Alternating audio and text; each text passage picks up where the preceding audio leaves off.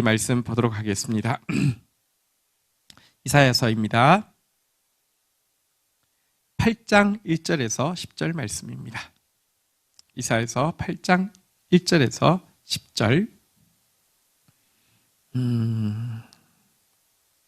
우리 1절, 2절 교독하고 시작하도록 하겠습니다. 1절, 2절 교독하겠습니다. 교독할 준비 있나요? 뒤쪽에? 예, 돼 있나요? 예. 자, 1절 제가 읽겠습니다. 여호와께서 내게 이르시되 너는 큰 서판을 가지고 그 위에 통용 문자로 마헬 살랄 하스바스라고 쓰라. 내가 진실한 증인 제사장 우리야와 기야의 아들 스가랴를 불러 증언하게 하리라 하시더니. 자, 우리 여기부터 좀 시작하도록 하겠습니다. 자, 이사야서 이제 7장에 보면 지금 이제 이어지는 사건이기 때문에 조금 설명을 드리겠습니다. 아하스라는 아주 악한 왕이 통치하고 있었는데요. 그 악이 너무 컸기 때문에 북이스라엘과 북쪽에 있는 아람이라는 두 나라가 동맹을 맺고 유다를 치러 내려오게 되었습니다. 사실은 이거 하나님의 징계면은 친엄 몽둥이보다 몽둥이를 들고 있는 하나님이 무서워야 할 텐데요. 어쨌든 친엄 몽둥이 앞에서 막 떨기만 떨지만 하나님은 전혀 두려워하지 않았죠. 그럴 때에 하나님께서 떨고 있는 이 아하스라는 남유다의 왕에게 이사야한테 뭘 시켰냐고 하면 첫째 아들인, 한번 따라 하겠습니다. 스알야숲이라는 아들을 데리고 가라, 이렇게 이야기했습니다. 무슨 아들을 왕한테 잘 보여서 무슨 아빠 찬스 쓰라는 것이 아니라, 사실은 우리한테는 스알야숲 어려운 발음이지만 이 유대인들은 이제 뜻 글자이기 때문에 이름이 뜻이니까 무슨 말인지 알잖아요, 그죠? 이사야가 혼자는 자주 갔으니까 그냥 이사야지만 아들까지 데리고 갔을 때는 그 이사야와 스알야숲이라는 아들 자체가 메시지가 됩니다. 이사야의 뜻은 한번 따라하겠습니다. 여호와가 구원이시다. 자, 스알야숲은요, 한번 따라하겠습니다. 남은 자가 돌아온다. 자, 지금 북이스라엘과 아람의 공격 앞에서 떨고 있는 아하스에게 이 둘이 같이 가니까 이름의 뜻이 더 선명히 드러납니다. 여호와가 구원이시다. 남은 자가 돌아온다. 남은 자란 성경에서 끊임없이 이야기하고 있는 것은 겸손한 자를 이야기합니다. 하나님 앞에서 지금 이 징계 앞에서 마음이 낮아져서 징계를 잘 받고 마음이 낮아져서 겸손하면 하나님 살려주신다, 이 말씀입니다. 자, 그러나 이 스알야숲을 동반한 이 하나님의 말씀을 전혀 들을 귀가 없었죠. 그러자 하나님께서 무엇이라고 하셨습니까? 아하스, 그럼 네가 나를 믿을 수 있도록 네가 원하는 징조 뭐라도 구해. 너는 악한 줄 알지만 나는 다윗의 자손을 통하여서 이 땅에 메시아를 보내려고 하는 계획을 포기할 수 없으니까 네가, 이 악한 왕아, 네가 뭐라도 구하고 진짜 여호와께 뭐라도, 하늘과 땅에 높은데 깊은데 뭐라도 구하면 내가 이루어 줄 테니까 제발 나 믿고 나 앞에서 돌이켜. 그랬는데요, 저는 하나님 시험하지 않겠습니다 라고 하면서 덜컥 시험했다가 진짜 믿을 수밖에 없는 증거를 주시면 믿어야 되는데 믿기 싫거든요. 내 마음대로 하고 싶거든요. 아예 구하지를 않죠. 왜냐고 하면 이미 아수르라는 북이스라엘과 북아람에 있는 그 뒤에 아수르라는 큰 나라가 있는데 거기다 돈을 주고는 와서 이 두 나라 좀 무너뜨려 달라고 이야기해놨기 때문에 하나님 필요 없고요. 하나님 믿고 나면 사사건건 하나님께서 직접 말씀하시고 통치하실 텐데 아하스 왕은 자기 마음대로 하고 싶기 때문에 싫은 거예요. 그러자 하나님께서 그가 징조를 구하지 않자 우리 이제 앞에 7장에 하나님께서 친히 징조를 주시겠다고 했죠. 처녀가 잉태하여 아들을 낳을 것이요 그 이름을 한번 따라하겠습니다. 임마누엘. 임마누엘 무슨 뜻인지 아시죠? 하나님이 우리와 함께 하신다. 하나님 너희와 함께 하신다. 하나님이 함께 하지 않으면 여러분 그거는 아무리 번영해도 예를 들면 자기 뜻대로 성공해도 솔직히 말하면 아하스의 계획이 성공합니다. 아하스가 아수르를 불렀더니 아수르가 북이스라엘하고 아람 박살냈습니다. 성공합니다. 그러나 여호와가 함께하지 않으면 자기 뜻이 이루어진 게 구원이 아니라 더 큰 패배가 되고요. 반대도 마찬가지입니다. 여호와께서 함께하시면 내 뜻대로 안 되는 것도요, 패배가 아니라 더 나은 구원입니다. 하나님께서 이 임마누엘이라는 징조를 친히 보여주시겠다고 하셨는데 이것도 기등으로 듣죠. 이게 기등으로도 안 듣죠. 아예 아하스한테는 아무 관심이 없습니다. 그런 아하스에게 이제 하나님께서 세 번째로, 첫 번째는 스알 야숲이라는 단어를 통하여서, 두 번째는 임마누엘이라는 단어를 통하여서, 오늘 세 번째로는요, 자 1절에 보니까 단어가 하나 나오죠. 한번 통용 문자인데요. 한번 따라하겠습니다. 1절 한번 띄워볼까요? 한번 따라하겠습니다. 마헬, 살랄, 하스, 바스. 무슨 뜻이냐고 하면요, 마헬이라는 것은 신속히라는 뜻이고요, 살랄이라는 것은 노량물을 이런 뜻입니다. 하스는 급속히라는 뜻이고요, 바스는 약탈물을 이런 뜻입니다. 신속히 노량물을, 급속히 약탈물을 취할 것이다. 이런 이름을, 이 글자를 쓰라고 하셨습니다. 신속히 노량물을, 급속히 약탈물을 취하게 될 것이다. 이게 무슨 뜻일까요? 이것은 지금 그들을 위협하고 있는 북이스라엘과 북쪽에 있는 아람이 신속히 급속히 멸망할 것이고, 그들의 노량물과 약탈물을 이제 아수르가 취해갈 것이다. 짧은 기간 안에 금방 현재의 제일 큰 위협인 북이스라엘과 아람은 멸망할 것이다 라는 예언입니다. 자, 그러면서 하나님이 무슨 말씀을 하실 때는요, 그 말씀에 대한 증인을 세우는데 2절 한번 보도록 하겠습니다. 두 사람을 증인을 세우십니다. 왜냐고 하면 하나님께서 말씀하시고 나서는 꼭 두세 증인을 세우십니다. 이게 중요하죠. 두세 증인이 있어야지 진실한 증언이 된다는 것입니다. 여기서 내가 진실한 증인이라고 했는데, 이 진실한이라는 것은요, 진실한 증인, 제사장 우리야, 여베레기야의 아들 스가랴, 우리야와 스가랴가 진실하다는 뜻은 아닙니다. 이 증언을 진실하게 하기 위해서는 두세 사람을 세워야 된다는 이 규정대로 세운다는 뜻이지, 뒤에 사람이 진실하다는 뜻이 아니라 이렇게 두 사람을 세우는 것 자체가 하나님의 약속대로 진실하다 이런 뜻입니다. 왜냐고 하면 여기 우리야라는 제사장은요, 아하스는 왕으로서 아주 악한 왕이었지만 우리야라는 제사장은 제사장으로 아주 간교한 사람이었습니다.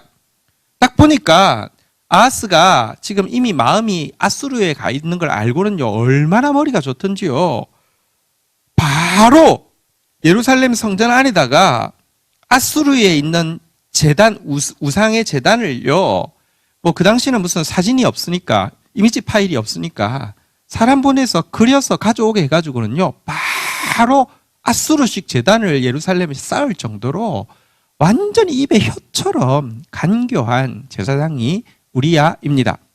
그런데도 어쨌든 이 제사장 그리고 스가랴도 고위직인데요, 다시 말하면 이 일에 대한 증인으로 이 두 사람을 세우는 것은, 가장 영향력이 큰 두 사람을 증인으로 세우는 것은요, 하나님께서 아하스든지 우리야든지 어떤 악이 있을지라도 사실은 지금 북이스라엘과 아람이 오는 이유는 다윗의 왕조를 무너뜨리려 함인데, 하나님께서 비록 지금 다윗의 왕조는 아하스가 왕에 있고, 비록 예루살렘에는 우리야가 제사장으로 있음에도 불구하고 당신의 약속이기 때문에 마헬, 살랄, 하스바스, 이 대적들이 도리어 신속하게 급속하게 멸망하고 약탈물이 되어서 아수리에 빼앗기게 될 것이다.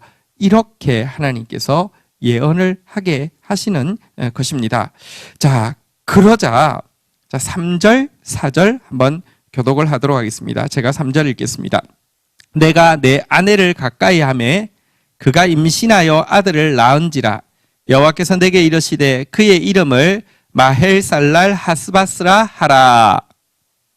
4절 읽겠습니다. 시작. 이는 이 아이가 내 아빠, 내 엄마라 부를 줄 알기 전에 다메섹의 제물과 사마리아의 노량물이 아수르 왕 앞에 옮겨질 것임이라 하시니라. 네, 하나님께서 사실 서판에다가 마헬살랄 하스바스라고 쓰게 하고는요. 여러분 여기 제사장이 이제 이 글자에 대한 증인으로 세웠다는 것은 왕 앞에서도 했을 터인데요. 사실 듣는 사람 없었습니다. 관심 없습니다. 지금 자기 계획대로 진행하는 거 외에는 아무 관심 없습니다. 그러자 3절에 보면 이사야가 아이를 낳게 됐을 때 하나님께서 아무도 안 들으니까 아이 이름을 마헬살랄 하스바스라고 이렇게 지으라고 했죠. 뜻이 좋은 뜻은 아니죠. 신속히 노량물을, 급속히 약탈물을. 첫 번째 아들 이름은 그래도 스알야습, 남은 자가 돌아온다인데 두 번째 아들은 뭐가 이 지금 사람 이름으로는 참 뭐 이상해, 안 좋지 않아요, 그죠? 아무도 안 들으니까 그 아들 이름을 통해서라도 너는 듣잖아, 이사야 너는 듣잖아, 너는 믿잖아. 여러분 지금 이 말씀을 전하면 참 두 가지로 나누어집니다. 믿는 사람은 점점 더 믿음이 생기게 되고요. 믿지 않는 자는 점점 더 안 들립니다. 스알야습 안 들리면, 임마누엘 안 들리면 마헬살랄 하스바스 안 들립니다. 그런데 여러분 이 이사야는 점점 더 믿어지니까 하나님께서 그한테 너 아이 이름 마헬살랄 하스바스라고 지어라. 북이스라엘 북쪽에 있는 아람은 급속히 멸망할 것이다 라고 이야기하면서 때까지 이야기해 주셨죠. 4절에 보니까요. 그 아이가 아빠, 엄마 말할 수 있기 전에 다메섹이 어디입니까? 다메섹은 아람의 수도이고요. 자, 그렇다면 북이스라엘의 수도는 어디일까요? 예, 사마리아겠죠. 이 다메섹의 재물, 사마리아의 노량물이 신속히 급속히 아수르 왕한테 빼앗기게 될 것이다 라고 아들 이름에 이렇게 쓰게 하셨습니다. 여러분 아이가 언제 엄마 아빠 부를 수 있습니까? 몇 살쯤 되면 엄마 아빠 부릅니까? 돌 지나면? 2살? 3살? 예. 어쨌든 이 아이가 둘째 아들인 마헬살랄 하스바스가 3살이 되기 전에 북이스라엘과 아람은 멸망하여서 사라지게 됩니다. 어쨌든 하나님께서 지금 일하신다 이렇게 말씀하셨습니다. 자, 그런데요. 이처럼 이제 북이스라엘과 아람의 심판에 대해서 하나님께서 예언하시고 나서는 이제 남유다에 임할 심판과 구원에 대해서 이어서 말씀을 하십니다. 문제는 북이스라엘 아람이 아니라 남유다죠. 자, 우리 이어지는 내용 한번 보도록 하겠습니다. 제가 5절 읽고요. 자, 6절 우리 여러분들 읽겠습니다. 여호와께서 다시 내게 말씀하여 이르시되 이 백성이 천천히 흐르는 실로아 물로 버리고 르신과 르말리아의 아들을 기뻐하느니라. 자, 근데 하나님은 알고 있습니다. 이미 아하스가 무슨 마음인지 그리고 증인으로 선 우리아가 무슨 마음인지 잘 알고 있습니다. 5절에 보니까요, 6절에 보니까 이 백성, 그러니까 이 유다 백성은 천천히 흐르는 실로아의 물은 안중에도 없고 르신과 르말리아의 아들, 그러니까 르신은 아람의 왕이고요. 르말리아의 아들 베가는 북이스라엘의 왕인데 그들을 기뻐한다라고 이야기하고 있습니다. 실로아의 물은 여러분 우리가 신약의 표현에서는 잘 아는 실로암과 같은 것인데요. 천천히 흐릅니다. 사실 이스라엘에 가보면 되게 작습니다. 실로암은 아주 작습니다. 어쨌든 이 천천히 흐르는 실로아의 물은 좋아하지 않습니다. 차라리 이 르신과 르말리아의 아들을 이제 그 기뻐한다 이렇게 이야기했는데요. 이제 이것은 하나님의 방법인 실로암을 선택하지 않고 르신과 그 베가라는 이 그들의 대적들이 선호하는 방법을 그들도 똑같이 쓴다. 이런 뜻입니다. 한번 좀 말씀드릴게요. 요즘 우리 이제 선거철이어서 보면 막 사실은 이제 비례연합정당이라는 것이 어쨌든 이제 소수자들의 이렇게 발언을 좀 넣자 뭐 이런 좋은 취지로 뭐 되긴 했지만 결론은 이쪽에서 비례정당 만드니까 또 저쪽에서 비례정당 만들어서 결국 똑같아져서 결국은요 소수정당이 한 석도 더 늘어날 수 없는 상황이 됐어요. 지금 그 말을 하는 겁니다. 르신과 르말리아의 아들은 지금 유다의 대적이긴 하지만 유다와 또 지금 북이스라엘 아람의 공통점이 있다는 것입니다. 좋아하는 게 똑같다는 겁니다. 취하는 방법이 똑같다는 겁니다. 하나님의 방법 취하지 않고 세상 방법 취한다는 데서는 이쪽이 하나님 편인지 이쪽이 하나님 편인지 하나님 쪽에서 보면 도진개진이에요. 똑같아요. 아무런 차이가 없다는 이야기를 하는 것입니다. 도대체 북남유다가 취하려고 한 방법은 이 실로아의 물, 실로암에 천천히 흐르는 고요한 물 대신에 취하려고 했던 방법은 무엇일까요? 7절에 보면 그 단서가 나옵니다. 자, 우리 7절은 좀 길긴 하지만 7절 한번 보도록 하겠습니다. 7절 같이 읽겠습니다. 시작. 그러므로 내가 내가 흉용하고 창일한 큰 하수 곧 아수르 왕과 그의 모든 위력으로 그들을 뒤덮을 것이라. 그 모든 골짜기에 차고 모든 언덕에 넘쳐. 자, 그들이 실로아의 물은 마음에 들어하지 않습니다. 이 점에서는 북이스라엘이나 아람하고 동일하다는 것입니다. 하나님의 방법은 사실 실로아의 천천히 흐르는 실로아의 물과 같습니다. 그런데 세상이 좋아하는 방법은요, 이 방법 아닙니다. 천천히 흐르면 안 됩니다. 작아서는 안 됩니다.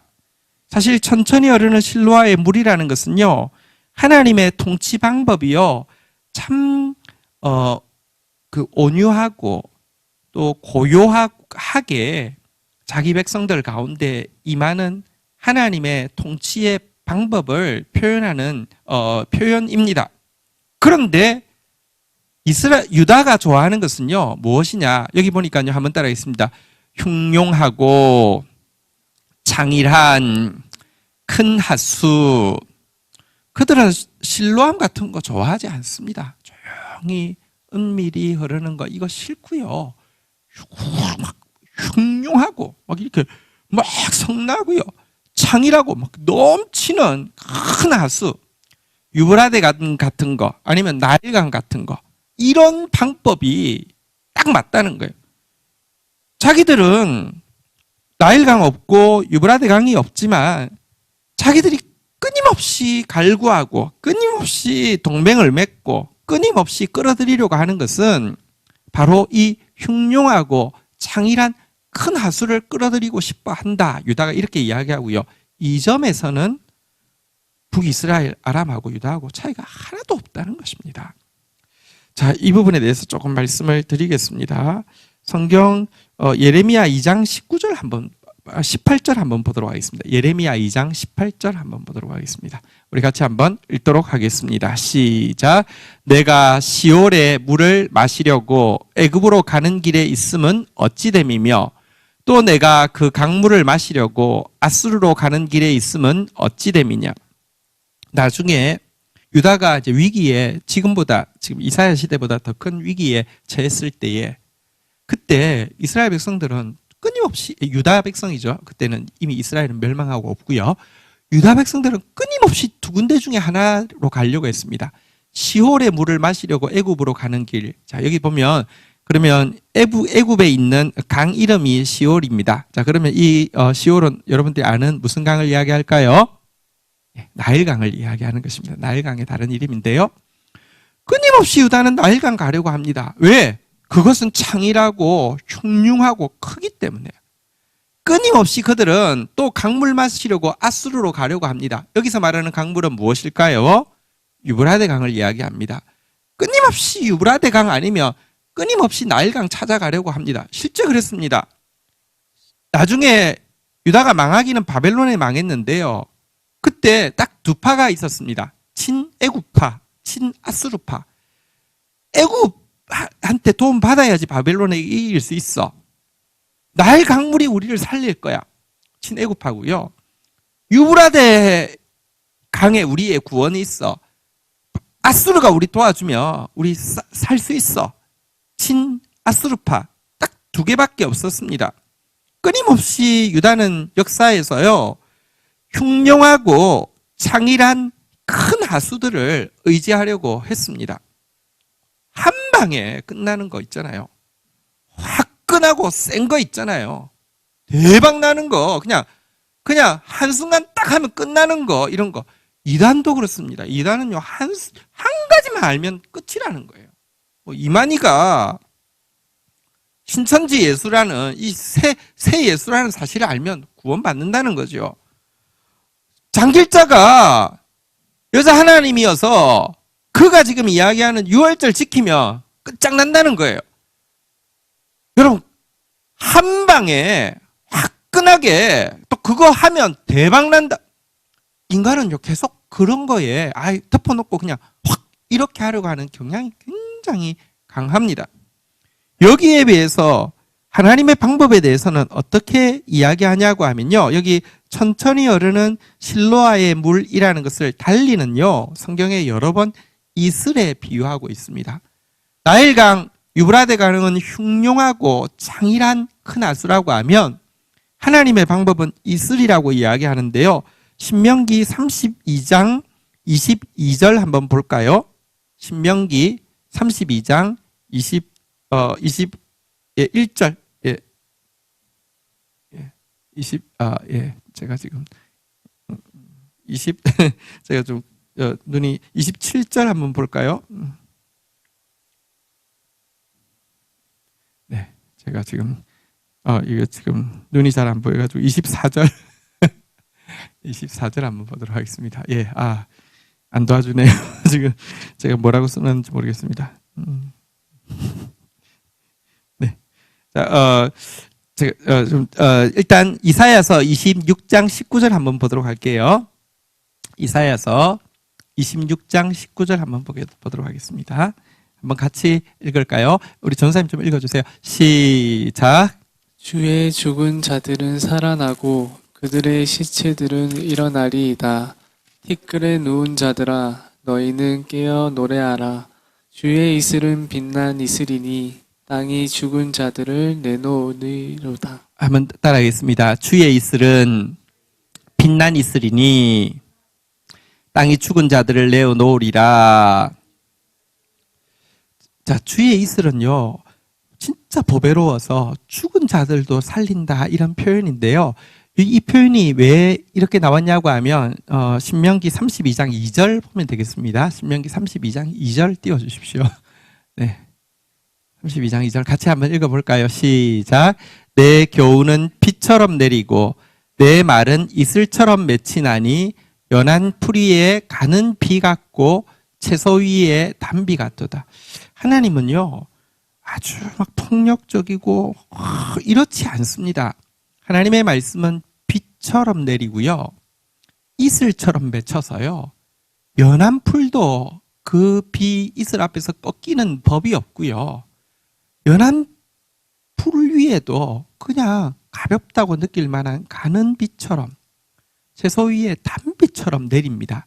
그런데 바로 이 이슬 같은 교훈이 아까 우리가 읽었던 이사야서 26장 19절로 가면은 다시 한번 따라하겠습니다. 주의 이슬은 빛난 이슬이니 땅이 죽은 자들을 내놓으리로다. 이것이 하나님의 방법입니다. 하나님이 화끈하지 않아서가 아니고요, 하나님이 통이 작아서가 아닙니다. 하나님은 광대하십니다. 유브라데가 창일해봤자 하나님의 창일함에 비유하겠습니까? 여러분, 하나님의 진노는요, 정말 두렵습니다. 유브라데가 흉룡해봤자 하나님의 두려우심에 비유하겠습니까? 그런데 하나님은요, 오래 참으시는 분이시고, 그런데 하나님은 사랑 때문에 온유한 분이셔서 우리에게 나타날 때 이슬처럼 우리에게 말씀하시고, 그 이슬이 죽은 자도 살리게 우리에게 조용히 다가오셔서 품어주시고 회복시켜주시는 방법으로 우리를 찾아오시는데, 이 땅에 오신 예수 그리스도, 하나님이신 예수 그리스도의 모습을 보아도 참으로 그분은 이슬같이, 근데 뭐 요즘 우리나라에서는 이슬같이 그러면 자꾸 소주가 생각나서 좋지는 않겠지만, 어쨌든 참 이슬처럼 찾아오시는 이렇게 주님이십니다. 갑자기 이슬이가 보고 싶습니다. 네, 예, 그래요. 네. 자, 이런 주님의 통치를 원치 않는다는 것입니다. 아수르를 좋아한다는 것입니다. 그래서 결국은 아하스가 아수르, 돈만 주면 다 된다고 하니까 돈 주고 이미 계약을 해버린 상태거든요. 자, 그런데 아까 7절 다시 한번 가볼까요? 여러분, 우리 본문 7절로 가보겠습니다.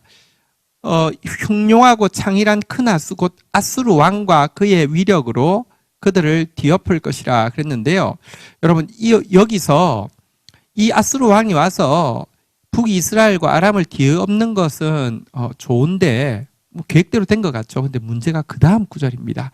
그 모든 골짜기에 차고, 아니요, 7절 후반부, 그 모든 골짜기에 차고 모든 언덕에 넘친다고 했는데, 여기 골짜기와 언덕은요, 북이스라엘 아람을 이야기하는 게 아니라 남 유다를 이야기하는 것입니다. 여러분, 불러왔더니 북이스라엘 아람 없애준 거는 자기 입장에서는 좋잖아요. 돈 쓴 가치가 있잖아요. 근데 문제는요, 그걸 넘어가지고요, 남 유다까지 미쳐서 골짜기 언덕까지 다 채울 거라는 겁니다. 이 강이 쓰나미 밀려오듯이 막 밀려올 것이라는 것입니다. 이것은 예언이지만 결국 역사가 되었죠. 당시 이 아수르 왕은 디글랏 빌레셀이라는 사람인데요.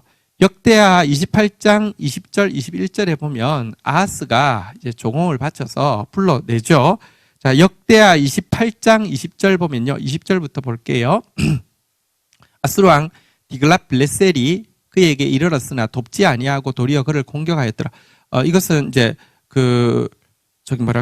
이제 북이스라엘과 북이스라엘과 아람 치고 나서는요, 만났는데 이렇게 도리어 유다까지 공격하러 들어오게 된 것을 이야기합니다. 21절에 보니까요. 그래서 아하스가 여호와의 전과 왕궁과 방백들의 집에서 재물을 가져다가 아수르 왕에게 주었으나 그에게 유익이 없었더라.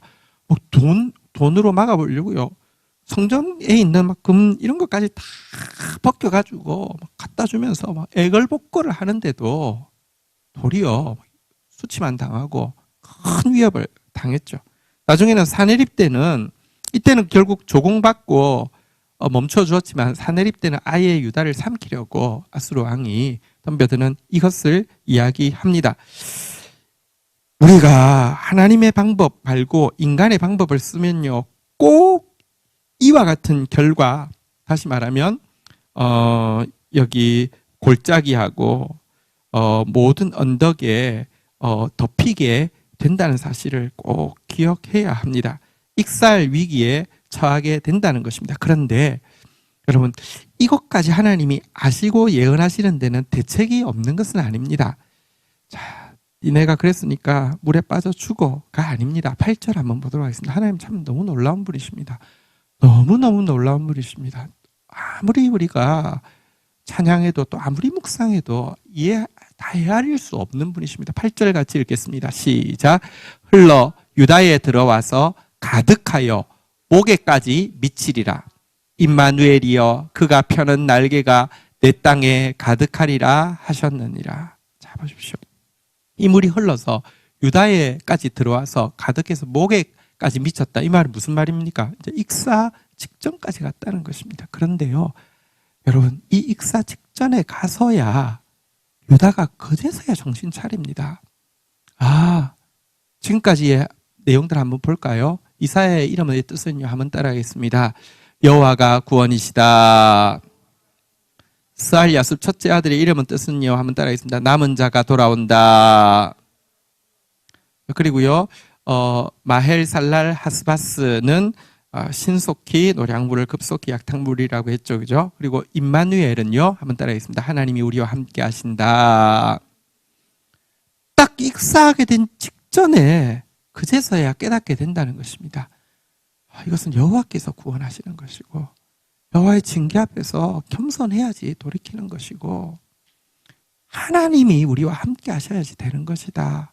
이 고백이 여러분 목에까지 미쳐서야 나오는데요. 나오자마자 하나님은 그제서야 봐라 준비하네. 이거 119 빨리 불러. 자 이제 한번 보내봐. 그래가지고 갔더니 물에 빠져 죽었습니다. 그렇게 되지 않도록요. 사실은요. 그때 이미 임마누엘은 여러분 우리가 전쟁이 일어나기 전에 이 상공에 이미 이 관제소 역할을 하는 그러니까 그 모든 전쟁을 지휘하는 지휘소가 떠 있는 것처럼 임마누엘이 날개를 펴고 이 유다 땅 가득 채우면서 떠 있다고 지금 이야기를 하고 있습니다. 이것은 참 우리가 헤아릴 수 없는 은혜입니다. 여러분, 내가 좀 잘하면 하나님도 일하실 것 같고 내가 좀 못하면 하나님도 망하실 것 같죠? 아닙니다. 그러면 우리의 구원은 너무나 불안하고요. 우리의 꿈은 너무나 허황된 것입니다. 하나님의 약속은요. 아하스에도 불구하고 우리 오늘 보았던 우리아에도 불구하고 여러분들 이렇게 끝까지 이슬이 좋지 않고 흉흉하고 창일한 나일강, 유브라데강 좋아함에도 불구하고 그것 때문에 익사할 위기에 닥쳤음에도 불구하고 밉다고 버리시는 것이 아니라 그제라도 죽어가면서 하나님의 이름을 부를 때 임마누엘이 날개를 펴고 이 날개라는 것은 하나님의 통치를 이야기하고요. 날개라는 것은 하나님의 또 보호를 이야기합니다. 다시 한번 그들에게 그 보호의 날개로 찾아오셔서 그들을 품으실 것이라는 놀라운 반전이 일어날 것이라는 진짜로 남은 자는 돌아온다는 회개한 자는 다시 살게 된다는 약속을 다시 한번 보여주고 있는 것입니다. 하나님이 우리와 함께하면 어떻게 될까요? 하나님이 이 못난 유다와 함께하면 어떻게 될까요? 하나님이 이 못난 한국교회와 함께하면 어떻게 될까요? 지금 참 우리가 가짜 예수인 이 이만희가 참 그 예수 이름 붙이기도 참 진짜 정말 화가 나지만 어쨌든 가짜가 또 가짜 말씀 가지고요. 그 청년들을 막 7개월씩 일주일에 12시간씩 그렇게 막 달달달달달 정말 쓰레기 같은 내용을 이렇게 하게 한 이것 때문에 한국 사회가 이렇게 더럽혀졌는데 이단이 이렇게 흥황한 것은 교회가 교회 역할 못해서 맞습니다. 그런데 지금은 한국 사회 스탠스가 교회는 그러면 신천지하고 뭐가 달라? 이렇게 되어버렸습니다. 정말 부끄럽고 가슴이 아프고요. 뭘 어떻게 해야 될지 모르겠습니다. 이 사태 이후에 교회가 어떻게 될 것인가. 물론 여러분 저는 예를 들어 지금 오프라인에서 모임을 하는 교회들이라고 잘못됐다고 전혀 생각하지 않습니다. 그리고 예를 들면 정말로 믿음 때문에 하나님 앞에 예배는 생명처럼 소중한 것이야. 혹은 성도의 교제는 예배의 핵심이야. 믿음 때문에 욕을 들음에도 불구하고 모이는 거 그건 나 귀하다고 생각하고요. 또 솔직히 말하면 목회자들 만나보면 진짜 작은 개척교회는 온라인 예배가 안 되잖아요. 시스템이 안 되니까. 그리고 그런 한 10명 남아있는 사람들한테 못 모여도 온라인으로 헌금하세요. 그랬다 그러면 당장 교회 떠나요. 그러니 여러분 근데 월세는 또 나가야 돼요. 그래서 모이는데 모여도 반도 안 모여요. 그래서 사실 지금 앞으로 한 몇 달 안에 문 닫을 개척교회들이 진짜 많다는 이야기를 해요. 현실이에요. 나는 물론 그거 세상은 이해하지 못하겠죠. 캐톨릭은 안 여는데 불교는 안 여는데 니네는 구멍가게냐? 할 말 없어요. 물론 여러분 정확하게 이야기하면 그러면 우리가 개톨릭처럼 불교처럼 이렇게 안 돼 있는 거 단점일 수도 있지만 장점일 수도 있습니다. 무슨 말이냐고 하면 보십시오. 개톨릭 그냥 불교 이야기는 다종교니까 하지 말고 개톨릭 이야기를 하면은 한 가지 조직이면요 위에서 딱 정하면 끝입니다. 근데요, 그게 굉장히 위험할 수 있습니다. 그게 예를 들면 우리 중세 때 왜 우리 프로테스탄트가 되었습니까? 그쪽에서 여러분 한 조직에서 악을 합리화하며 막을 길이 없습니다. 프로테스탄트는 그 앞에서 각계 전투로라도 싸워서 의를 지키겠다는 운동입니다. 그러니 일제 시대에도 여러분 가톨릭에서는 전체적으로 우리는 독립운동 안 해. 우리는 독립운동 안 해. 딱 결정하면 독립운동 안 하는 겁니다. 한국 교회는요 그때 물론 의용에 이렇게 서가지고 한 악한 교회들도 있지만 많은 교회들이 독립운동에 참여하고 목숨 걸고 싸우고 했습니다. 그래서요 꼭 한 가지 조직이라고 좋은 것 아닙니다. 여러분들 시대에는 잘 모르겠지만 옛날에 함석헌 옹이라고 계셨습니다. 이분이 이제 CR의 소리라는 책이 있는데요.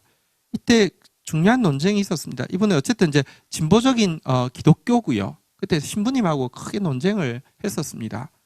니네는 파쇼야. 니네는 딱 결정하면 솔직히 말하면 어쨌든 이 한 개 딱 결정하면 잘못된 거라도 결정하면 나가면은 막을 길이 없지 않습니까? 그래서 그건 또 잘못된 거야라고 막 이게 논쟁하는 그런 중요한 논쟁이 있었습니다. 그런데 어쨌거나 지금 보이는 모습은 구멍가게 같은 모습입니다. 저는 그런 개척교회 목회자, 우리 교회도 개척교회고 우리 교회도 임대료 많이 내지만 저희보다 훨씬 더 어려운 개척교회 형편 정말 가슴 아프고요. 또 저희들 이번에 헌금해서 그런 교회들 더 버틸 수 있도록 또 그런 교회 중에서도 정말 바르게 하려고 몸부림치는 교회들 조금만 큰 힘 안 되어 들어와도 같이 서 있겠다는 마음으로 헌금할 텐데요.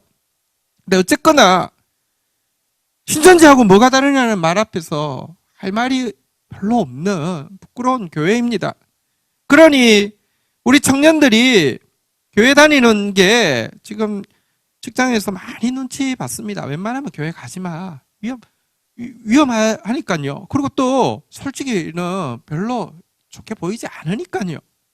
그런데 여러분, 그럼에도 불구하고 이렇게 못난 한국 교회라도 이렇게 지금 익사 직전에 있는 한국 교회라도 우리가 하나님 앞에서 진짜 회개하고 하나님을 향해서 고개를 들게 되면 그리하여서 임마누엘 하나님이 우리와 함께 하시게 되면요 임마누엘의 날개가 한국교회 이 못난 한국교회를 덮으시면요 어떤 역사가 일어나느냐 9절 10절에 보면요 하나님께서 이렇게 대적들을 향해서 교회의 대적들을 향해서 교회의 대적이 무슨 정권 아닙니다.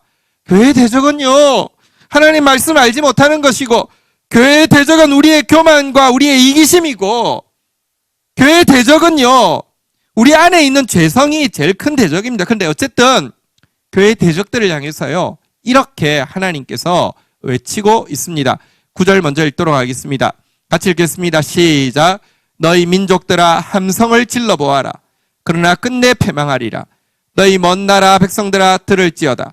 너희는 허리를 동이라. 그러나 끝내 패망하리라. 너희 허리에 띠를 띠라. 그러나 끝내 패망하리라. 하나님께서 임마누엘로 유다의 편에 서시고 나서는 전 세계 모든 대적들을 향해서 외치고 있습니다. 이렇게 도전합니다. 한번 따라하겠습니다. 함성을 질러보아라. 허리를 동이라. 허리에 띠를 띠라. 대적들을 향해서 이제 너 고함 지르고 허리를 동이고 허리에 띠를 띠고 한번 나랑 붙어보자고 유다랑 붙어보자고 한번 뛰어와보라고 이야기합니다. 그리고는 무엇이라고 이야기합니까? 한번 따라하겠습니다. 끝내 패망하리라. 끝내 패망하리라. 끝내 패망하리라. 대적들이 여러분 절대로 하나님의 교회를 이길 수 없다고 이야기합니다. 10절도 한번 볼까요? 또다시 도전하고 있습니다. 한번 따라하겠습니다. 너희는 함께 계획하라. 머리를 다 짜보라는 겁니다. 너희 좋은 머리 다 짜보라는 겁니다. 따라하겠습니다. 끝내 이루지 못하리라. 한번 또 따라하겠습니다. 말을 해보아라. 막 이렇게 될 거야. 너희 교회는 이렇게 될 거야. 이렇게 돼야 돼. 이렇게 온갖 저주의 말, 온갖 부정적인 말을 다 한다 할지라도요. 한번 따라하겠습니다. 끝내 시행되지 못하리라. 그 이유가 무엇입니까? 한번 따라하겠습니다. 하나님이 우리와 함께 계심이니라. 하나님이 우리와 함께 계신다는 게 무엇입니까? 임마누엘이잖아요. 임마누엘. 하나님이 교회와 함께 하시면 우리같이 못난 한국 교회도요. 이 대적들이 뭐 함성을 지르고 띠를 띠고 띠를 동이고 함께 계획하고 아무리 떠벌려도요. 그들의 계획은 이루어지지 못할 것이고 시행되지 못할 것이고 그들은 패망될 수밖에 없을 것이라고 성경은 약속하고 있습니다. 그래서 여러분들 남은 자는 돌아온다고 했습니다. 이 시간이 지나고 스알 야숨만 남게 될 것입니다. 그러나 또 이 시간이 지나고 나면요. 마헬 살랄 하스바스 대적은요. 신속히 노량물을 급속히 약탈물을 이렇게 빼앗기는 것으로 또 끝나게 될 것입니다. 지금 우리의 유일한 소망은 하나님이 우리와 함께 하시는 것밖에 없습니다. 임마누엘의 날개가 한국 교회를 덮으시는 것밖에 없습니다. 우리가 다음 주간부터 12통 물붓기를 하려고 하는 이유는 이것을 구하기 위함입니다. 주님, 우리 주의 날개로 덮어주십시오. 소망이 없습니다. 주님, 우리를 덮어주십시오. 소망이 없습니다. 우리 이 고백으로 주님 앞에 함께 기도하며 나가는 시간 가지겠습니다. 함께 자리에서 우리 한번 계신 자리에서 찬양 같이 하면서 나가도록 하겠습니다.